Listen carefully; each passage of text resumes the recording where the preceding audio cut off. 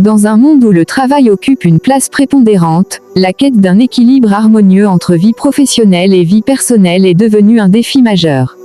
Le stress, l'épuisement et la difficulté à déconnecter sont autant de symptômes d'un déséquilibre qui affecte non seulement la santé mentale des salariés, mais aussi leur efficacité au travail et leur qualité de vie globale. La psychologie du travail, en étudiant les interactions entre l'individu et son environnement professionnel, apporte des réponses concrètes pour favoriser cet équilibre indispensable. Comment la psychologie du travail contribue à cet équilibre ? Définition et compréhension des limites entre travail et vie personnelle. La psychologie du travail insiste sur l'importance de définir des limites claires entre les temps professionnels et personnels. Cette délimitation est essentielle pour éviter que le travail n'envahisse la sphère privée et ne génère un stress chronique. Par exemple, apprendre à se déconnecter des outils numériques professionnels en dehors des heures de travail aide à préserver un espace mental de repos et de ressourcement. Gestion du temps et organisation. Les psychologues du travail recommandent des méthodes efficaces de gestion du temps, telles que la priorisation des tâches et la planification, qui permettent de réduire le sentiment de surcharge et d'angoisse. Une bonne organisation favorise ainsi la possibilité de quitter le travail à une heure raisonnable sans culpabilité, libérant du temps pour les activités personnelles. Régulation émotionnelle et détachement. La psychologie du travail met en avant la régulation émotionnelle comme compétence clé pour gérer le stress professionnel.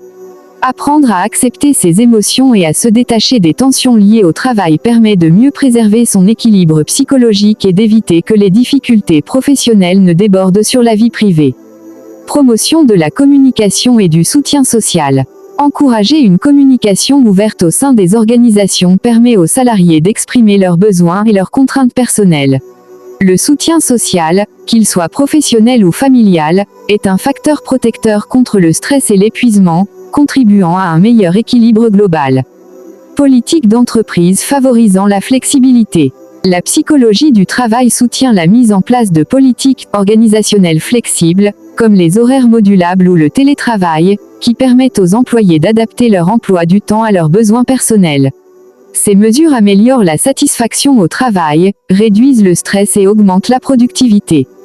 Prévention du burn-out et promotion de la santé mentale. L'un des apports majeurs de la psychologie du travail est la prévention des risques psychosociaux, notamment le burn-out.